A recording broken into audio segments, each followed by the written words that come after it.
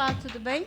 Eu sou a professora Denilda, sou professora de língua portuguesa aqui na Unidade Timóteo e também lá na Unidade Flórida.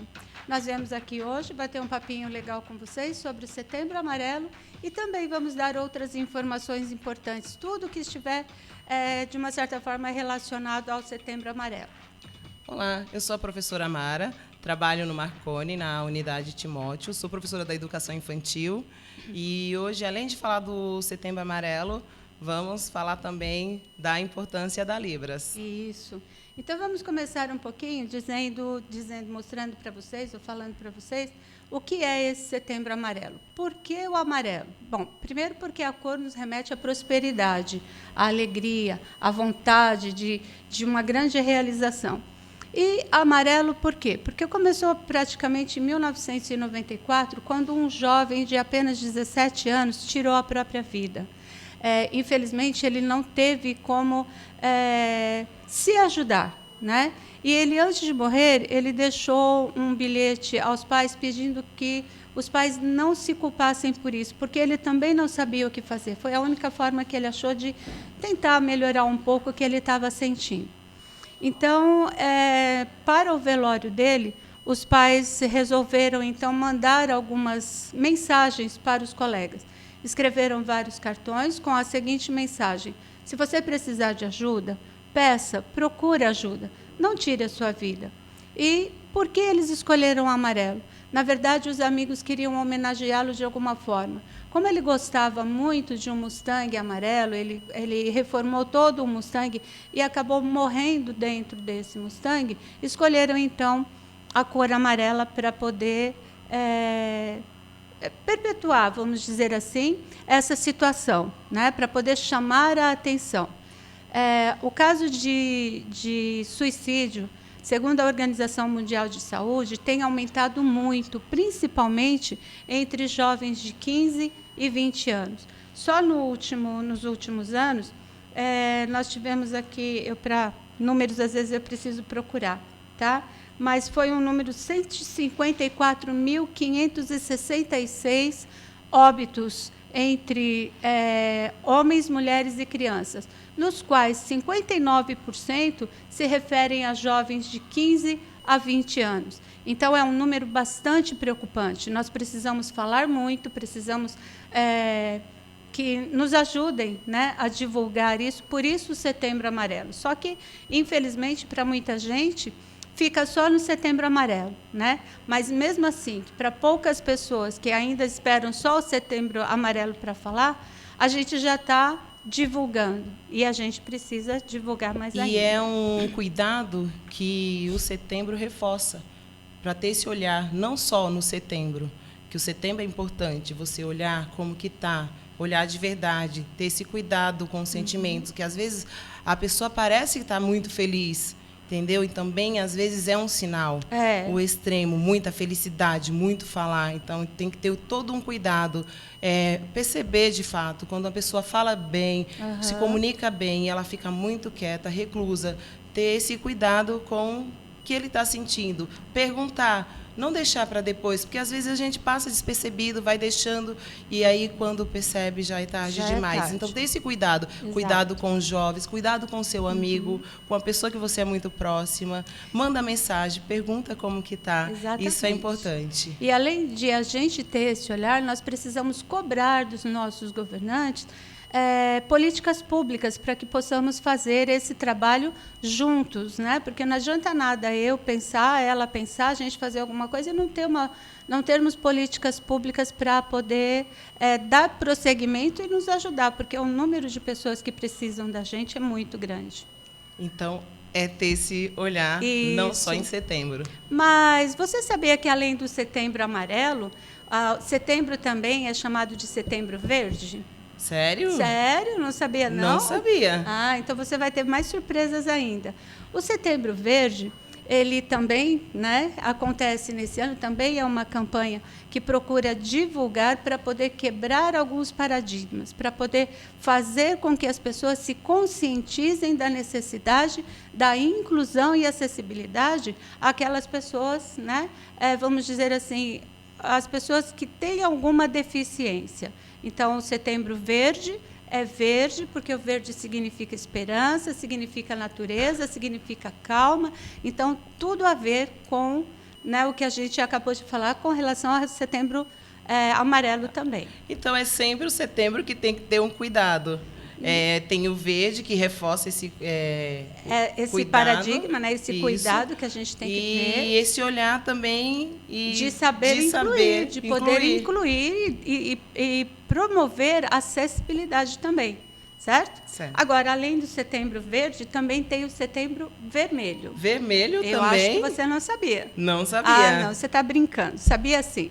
O Setembro Vermelho, então, visa o quê? Visa falar sobre as dificuldades e a necessidade de você procurar ver como é que está seu coração. Por isso, o Setembro Vermelho. O vermelho remete ao coração, ao sangue. Então, a gente precisa fazer exercício físico, a gente precisa cuidar do corpo, né? Para que a gente não venha cair também no número de pessoas que não sabiam o que fazer. Então, reforça um cuidado, além com sentimentos, com o nosso coração. Com o nosso como coração, que ele está? Com o corpo, exatamente.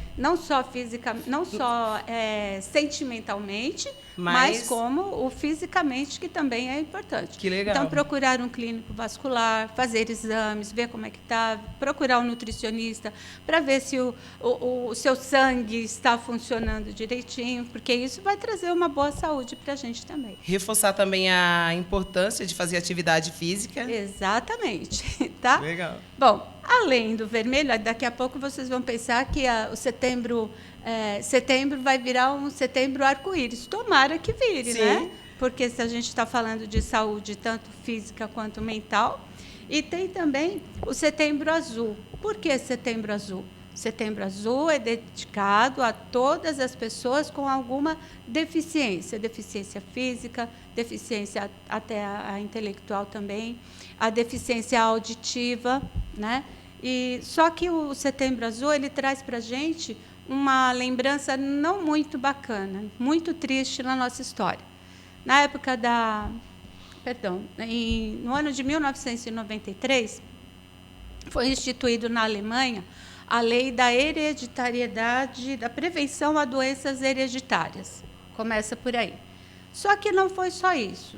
Essa questão da doença hereditária era justamente relacionada às pessoas com deficiência. De uma certa forma, a pessoa com deficiência não servia para nada, ela só atrapalhava, né? E qualquer pessoa com deficiência física era tida, então, como um potencial, um doente hereditário. O que ele tinha como deficiência podia passar para os próprios filhos, passar para os seus descendentes, né?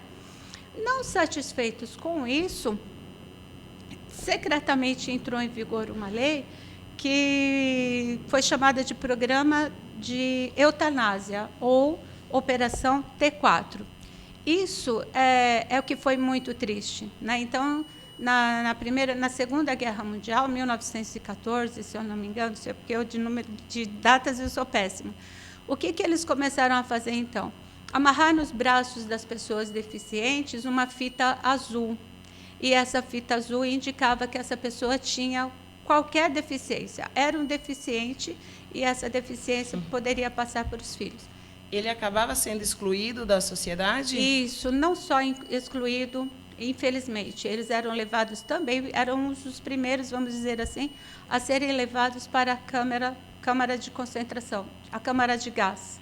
Então, né? acabavam sendo mortos por conta Acabavam dessa... sendo mortos. Então, a história, voltando um pouquinho, essa cor, então, foi escolhida mais para frente pela comunidade surda para mostrar que eles eram resistentes, que eles queriam lutar, o azul turquesa, que eles queriam lutar, que eles queriam mostrar que eles tinham direito, que eles têm direito, que eles não são pessoas incapazes. Então, uma cor que foi símbolo de muita tristeza, de muita...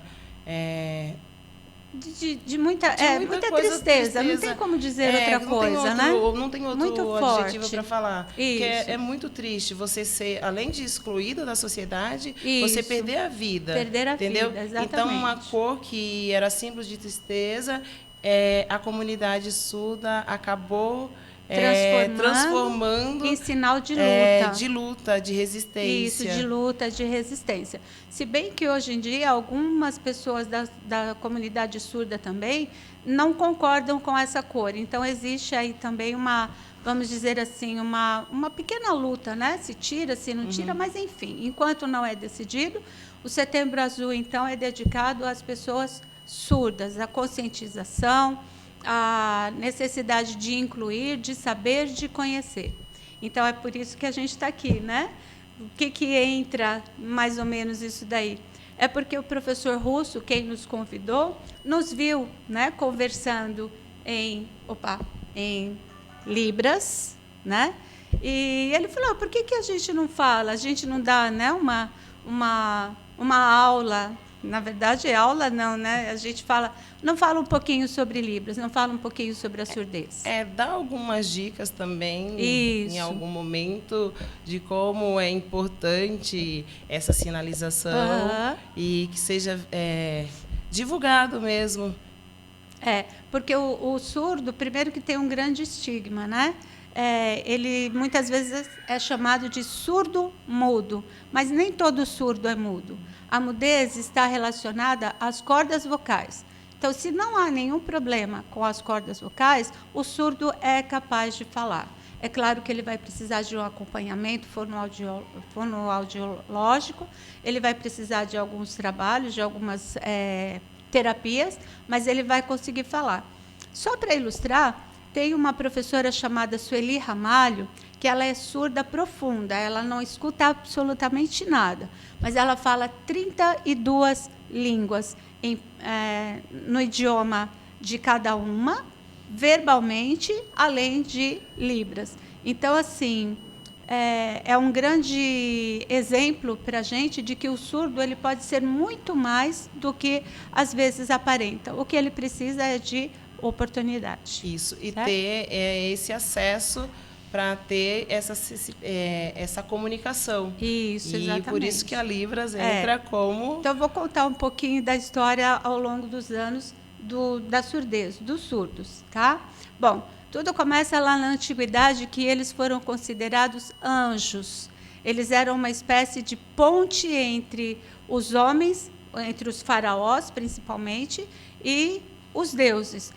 Pela sua calma, por não ter contato com o mundo, né, o barulho do mundo, vamos dizer assim, eles eram considerados como se fossem mensageiros dos anjos, dos deuses. Então, os deuses conversavam com eles e eles, de uma certa forma, passavam para os faraós, né? Era o que se acreditava.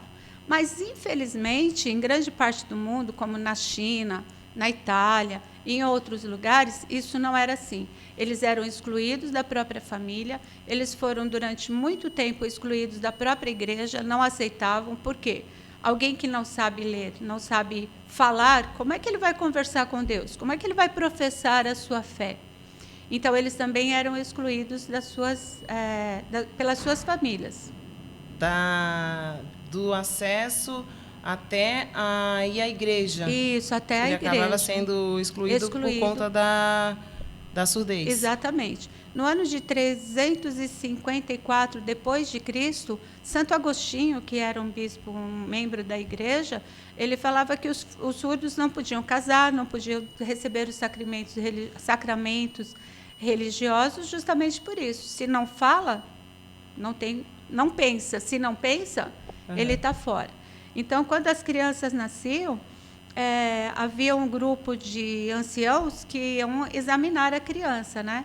E quando percebiam que tinha alguma deficiência, não só a surdez, eles eram atirados dos penhascos, as crianças eram atiradas ao mar, eram eliminadas de alguma forma, abandonadas à própria sorte, e depois, com o tempo, os poucos que conseguiam sobreviver, porque muitas vezes a família escondia, quando eram descobertos, eram transformados em escravos.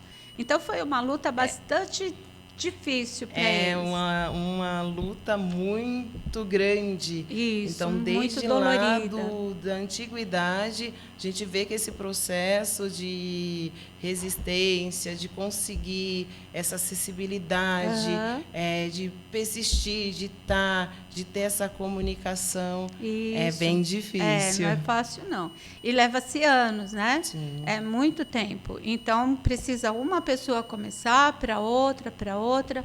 E como começa a história da Libras, então? Nos anos de 1500, 1600, por aí, na Europa, na verdade, a Libras nasceu na França, né? Um padre beneditino, um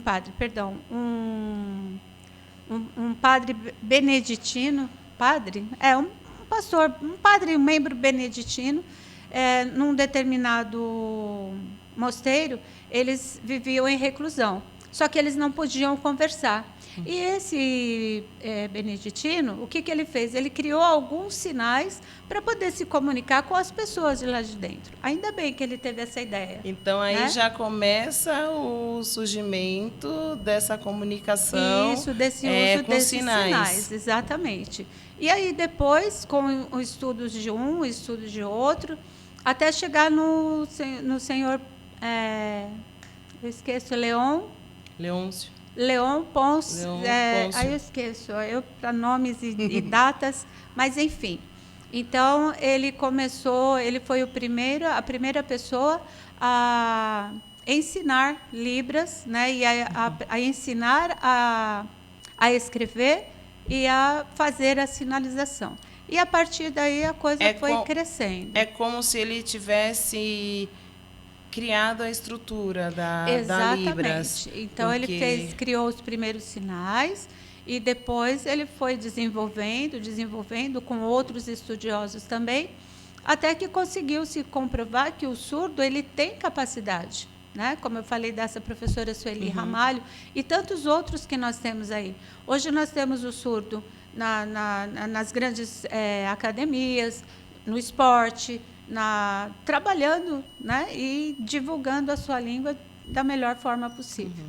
O que precisamos agora é quebrar esse tabu de que o surdo tem que ficar isolado. Como que eu vou conversar com ele se ele não ouve, né? E é importante dizer também que há uma diferença entre a deficiência auditiva e a surdez, né? Então, o surdo é aquele que não ouve de maneira nenhuma, a surdez dele é profunda. E a deficiência ela tem vários graus, né, de leve a pesado, mas aí a pessoa consegue ouvir alguma coisa e consegue... Que são as pessoas que vão perdendo a audição ao longo dos anos. Isso não é só ao longo dos anos, né? Ela pode sofrer um acidente e, de repente, ficar surda. Ela pode levar um susto muito grande, como eu tenho uma conhecida que ela tinha 10 anos e, de repente, ela estava no quintal brincando, um susto muito grande com uma cobra, ela acabou ficando surda. Ela é surda profunda, e é como se tivessem queimado os neurônios, né?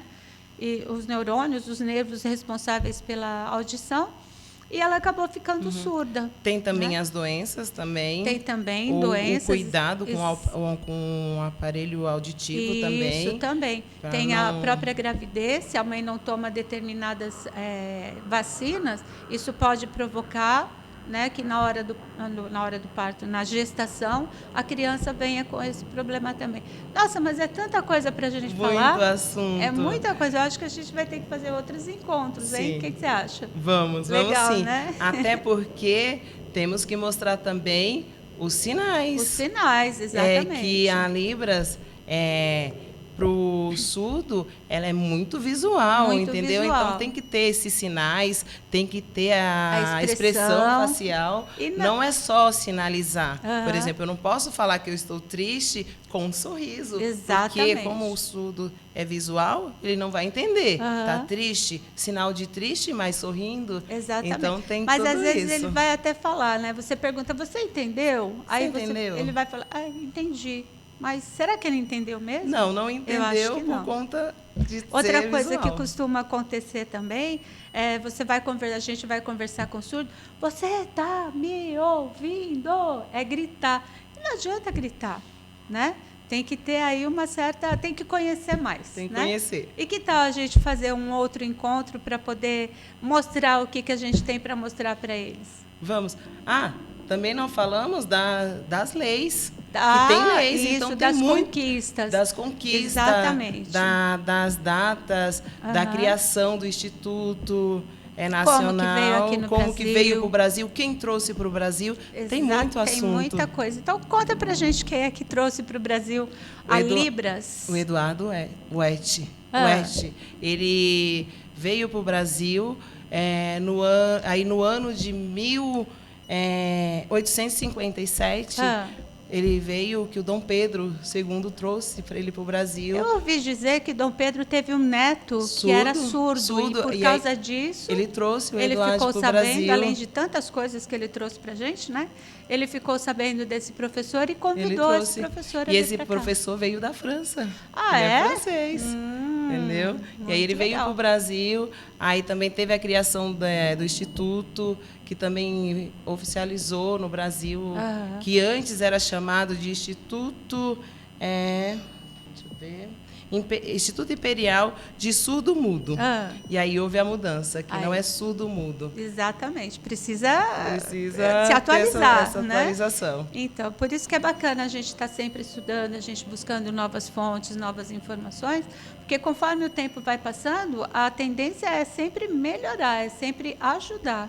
Né? É esse o nosso propósito, certo? Ajudar na acessibilidade. Isso. E essa comunicação. E outra coisa também, conta para eles, eu aprendo Libras aqui, eu posso ir para os Estados Unidos e usar a minha sinalização?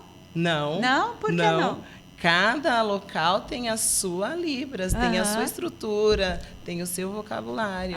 Não é universal. Não é universal. Não é universal. Exatamente. A Libras, tem a Libras do Brasil, lá nos Estados Unidos, tem na França, cada país. E até no Brasil é regional. Por exemplo, um sinal que eu uso aqui em São Paulo, no Nordeste, pode ser diferente. Exatamente. É essa a rica diversidade que nós temos, né? Não só aqui no Brasil, mas também em outros lugares também. Né? É isso? É isso. Então é isso. A gente espera vocês num outro momento para poder falar mais de Libras, trazer mais informações para vocês. Tá bom? Tchau. Foi um prazer estar aqui com vocês e a gente espera voltar logo, logo. Tá bom? Tchau. Tchau.